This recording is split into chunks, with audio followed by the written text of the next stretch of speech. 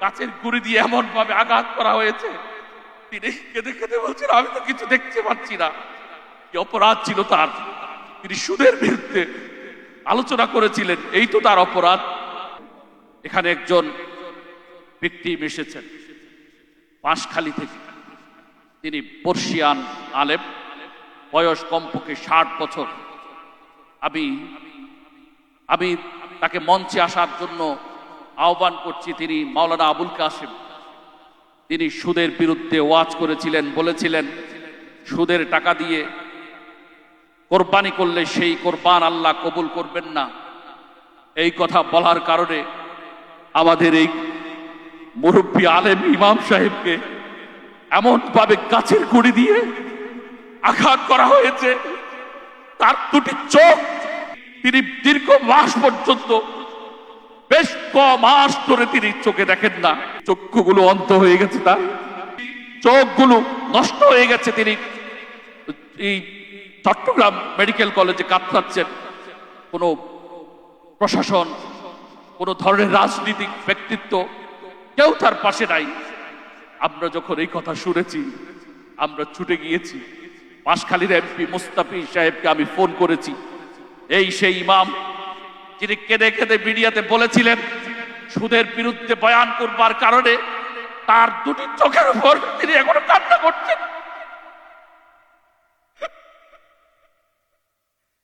তার দুটি চোখের উপরে কাচের গুড়ি দিয়ে এমন ভাবে আঘাত করা হয়েছে, তিনি কেঁদে কেঁদে বলছেন আমি তো কিছু দেখতে পাচ্ছি না।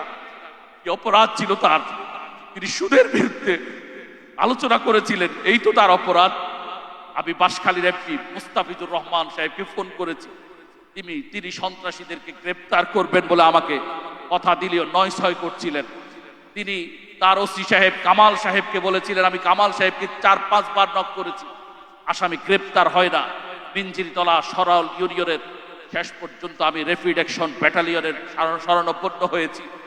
তাদেরকে আমি বুঝিয়ে বলেছি কি অপরাধ দেশে যদি ইমাম খতিবদের যদি ইজ্জত সম্মান না থাকে, তারা যদি মিম্বারে কথা বলতে না পারে, অন্যায়ের বিরুদ্ধে যদি তারা মিম্বার থেকে যদি মানুষকে সচেতন না করে, এটা যদি বন্ধ হয়ে যায়, তাহলে মনে রাখবেন এই পুলিশ, এই র্যাব, এই মিডিয়া, এই সেনাবাহিনী অপরাধ দমন করতে কখনোই সক্ষম হবে না। যদি ইমাম সাহেবেরা মিম্বার থেকে মানুষকে সচেতন করা বন্ধ করে দেন, তাদের রোধ করে দেওয়া হয় তাদের কণ্ঠকে। এই ইমাম আজকে উপস্থিত হয়েছেন, তার মতো এরকম আরো প্রচুর ইমাম এখানে আছেন। আমাদের অতিথিদের সময় নষ্ট হবে, এই জন্য আমি সবাইকে এখানে আনতে পারবো না। শুধু এই বয়োবৃদ্ধ ইমাম, তিনি কান্না করছেন। দেখেন, শেষ পর্যন্ত র্যাপিড অ্যাকশন ব্যাটালিয়ন র্যাব ওই আসামিকে গ্রেপ্তার করেছে।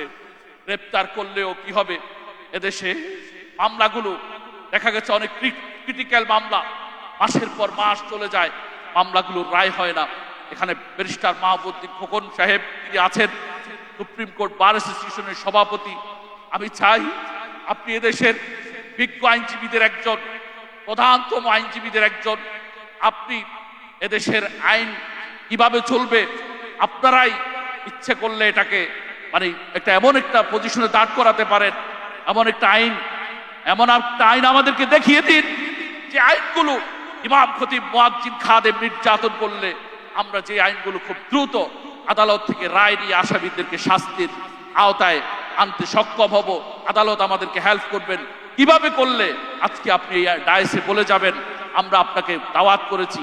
আমরা এই সংগঠন আপনাদেরকে সুস্পষ্টভাবে জানাচ্ছি, এই সংগঠন জন্মের পর থেকে এখনো পর্যন্ত কোনো দলের, কোনো রাজনৈতিক দলের লেজুর ভিত্তিতা করেনি, ভবিষ্যতেও করবে না। এটা একটা অরাজনৈতিক সংগঠন। এখানে সর্বদলীয় মাসলাকের ওলামায়ে কেরাম এখানে আছেন।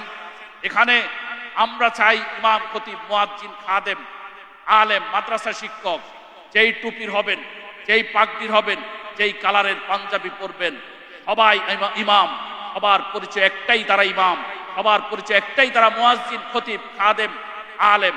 তাদের কোনো রাজনৈতিক চেহারা আমরা নির্বাচন করব না, আমরা এটা সামনে আনবো না। আমরা আপনার কাছে অনুরোধ করব, আজকে আপনি এখানে দাঁড়িয়ে আমাদের মুয়াজ্জিন খতিব খাদেম ইমামরা নির্যাতিত হলে, আমাদের মাদ্রাসা শিক্ষকেরা নির্যাতিত হলে আমরা কিভাবে আইনি সেবা পাবো, সুপ্রিম কোর্ট, হাইকোর্ট থেকে এবং আপনার কাছ থেকে সহযোগিতা পাবো। মেহেরবানি করে আপনি আমাদেরকে এই বিষয়ে ইনস্ট্রাকশন দিবেন, আমাদেরকে আশার বাণী শুনিয়ে যাবেন। শুধু আশার বাণী নয়, সেটা কার্যকরও করবেন।